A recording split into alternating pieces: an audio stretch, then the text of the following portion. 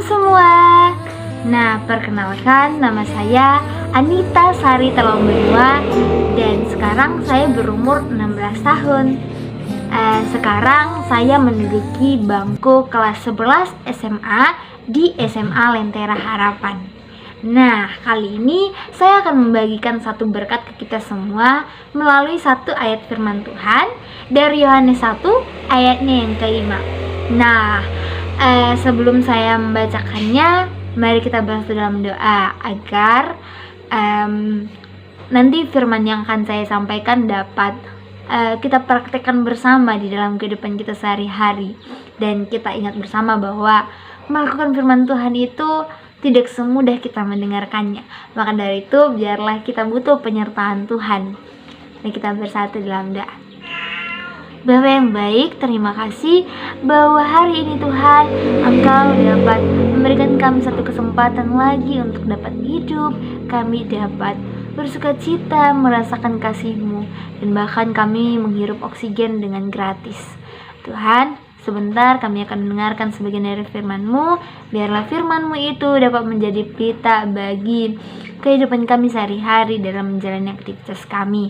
Tuhan, biarlah hamba-Mu juga yang menyampaikan. Engkau memberkati agar dapat menyampaikannya dengan sangat-sangat baik Tuhan, dan seturut dan berkenan di hadapan-Mu. Dan Tuhan, biar Engkau berkati generasi muda agar menjadi terang dan garam dunia untuk masa depan Tuhan. Haleluya, kami berdoa dan mengucap syukur. Amin.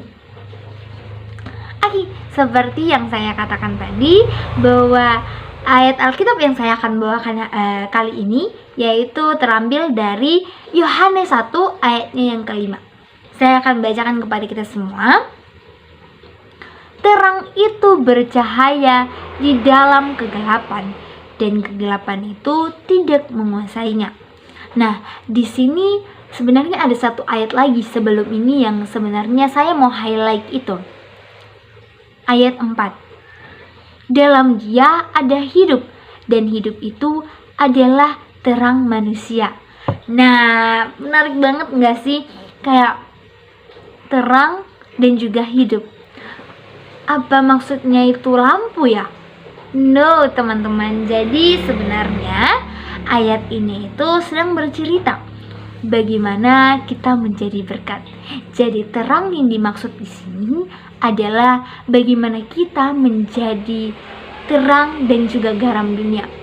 Jadi ketika kita bersosial dan hidup kita memberkati orang lain, maka kita berhasil untuk menjadi terang dan garam dunia. Karena pada saat kita memberkati orang lain, baik itu dalam perkataan, tingkah laku kita, maka orang tersebut akan melakukannya dan mempraktekannya di dalam kehidupannya. Nah, saya mau balik lagi gitu ya ke ayat yang 5. Berkata tentang powerful, teman-teman. Powerful. Teman-teman tahu nggak kalau kita itu adalah terang. Kita itu semua terang sebenarnya, saudara-saudara. Jadi apabila kita merasa, hidup aku ini belum jadi berkat loh, tapi kita tetap terang, saudara-saudara. Dalam Kristus kamu adalah terang. Mau kamu masih suka berbohong, kamu masih terikat akan dosa-dosa, dosa-dosa yang sering sekali kamu lakukan, bahkan kamu anggap sepele, seperti halnya menonton film yang belum saatnya untuk ditonton dan lain sebagainya. Kamu tetap terang, saudara-saudara. Posisimu berubah ketika Tuhan mati di kayu salib. Apapun dan bagaimanapun keadaan kamu saat ini, kamu itu tetap terang. Dan ingat baik begini, anak-anak terang akan berpikir bahwa dia adalah terang, bahwa dia adalah anak yang pintar, bahwa dia adalah anak-anak yang cerdas, bahwa merekalah anak-anak yang akan membawa Indonesia ini. Mereka adalah anak-anak yang membawa dunia ini lebih baik lagi. Terlebih di era globalisasi ini ya, sangat banyak sekali anak muda yang justru bukan untuk memperbaiki dunia, malah ikut serta dengan dunia. Jadi hati-hati, kita adalah dombanya Tuhan, dan domba Tuhan harus menjadi terang dan garam dunia. Kita semua terang dan garam dunia. Ingat baik yang saya katakan tadi, bahwa anak-anak terang tidak pernah berpikir bahwa dia adalah sampah. Tidak pernah sedikit pun. Kalau sekarang kita merasa kayak, aku ini berlumuran dosa ya Tuhan, aku gak pantas. Itu sebenarnya kamu bukan rendah hati, tapi kamu rendah diri, dan kamu bersalah di mata Tuhan. Kenapa? Karena kamu anaknya Tuhan. Tuhan ingin kamu justru melakukan action dari rasa bersalah kamu itu, bukan malah menyerah seperti Yudas Iskariot yang mengakhiri hidupnya karena telah menyalibkan Tuhan. Ya, memang benar penyesalan itu selalu datang terakhir, saudara-saudara. Tapi jangan biarkan si iblis mau menang ya. Jangan biarkan iblis menang atas kamu. Ketika iblis menggerogoti kita, itu banyak sekali statement yang dia keluarkan, saudara-saudara. Dia bakal bilang, kamu itu sampah, kamu itu sudah banyak melakukan dosa. Tapi dengar baik saudara-saudaraku, kita selalu jatuh, tapi kita harus selalu bangkit. Ketika kamu jatuh, nih misalkan nih dalam matematikanya ini, anak-anak muda pasti tahu nih. Yang tua-tua mungkin tahu, tapi anak-anak muda sekarang lebih kreatif. Jadi saya mau bawa ayat Alkitab ini lebih ke matematika. Nih banyak pasti anak-anak muda yang bertanya, matematika itu buat apa sih? Jadi seperti ini saudara-saudara. Bayangin hari ini kamu sudah lakukan dosa 3 gitu ya. Oh, berarti saya harus lakukan kebaikan 3? No, saudara-saudaraku. Berarti kamu harus naik level. Kamu berada di 5 dan tiba-tiba kamu melakukan 3 kesalahan. Jadi istilahnya begini. Ketika kamu lahir, itu kamu dapat 5 poin. 5 angka. Dan tiba-tiba kamu melakukan kesalahan yang mendukakan hati Tuhan 3 gitu ya.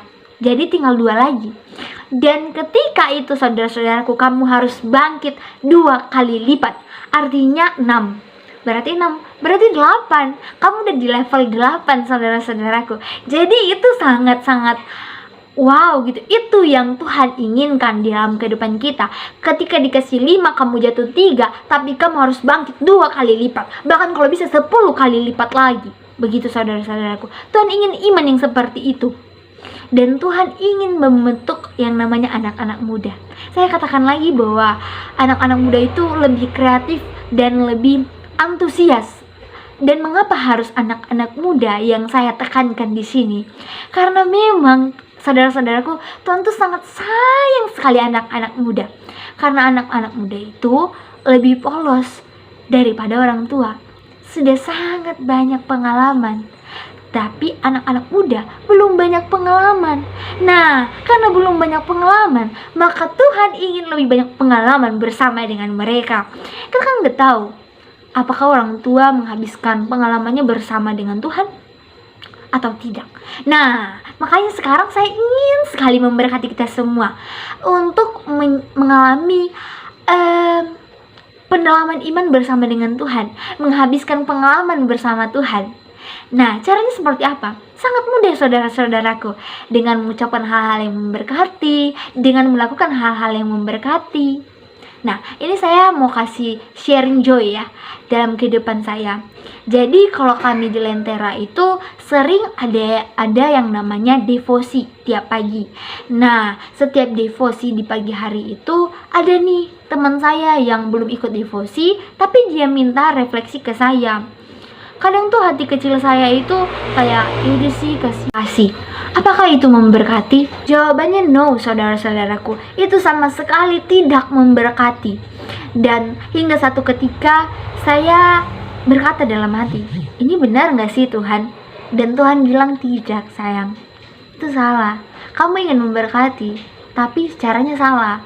Itu tandanya kamu ingin teman kamu ini semakin malas terus ikut devosi. Devosi ini kayak ibadah pagi, saudara-saudara. Jadi dari situ saya sadar, iya Tuhan, saya belum bisa memberkati dia dengan cara saya yang seperti ini. Soalnya ini salah. saya membuat dia justru semakin malas ikut devosi. Hingga suatu ketika dia minta lagi nih ke saya nggak mau kasih. Saya bilang, kamu harus ikut devosi kalau kamu mau dapatin refleksi. Jadi setiap pagi itu kami selalu buat refleksi dari hasil devosi. Nah, begitu saudara-saudaraku sharing joy dari saya. Dan semoga ini bisa memberkati kita ya. Bahwa memberkati bukan untuk membuat orang lain semakin malas, semakin gak mau bekerja. Tapi memberkati itu harus membuat perubahan di hidup orang lain, begitu. Sebenarnya Tuhan bukan mau lihat hasil sih.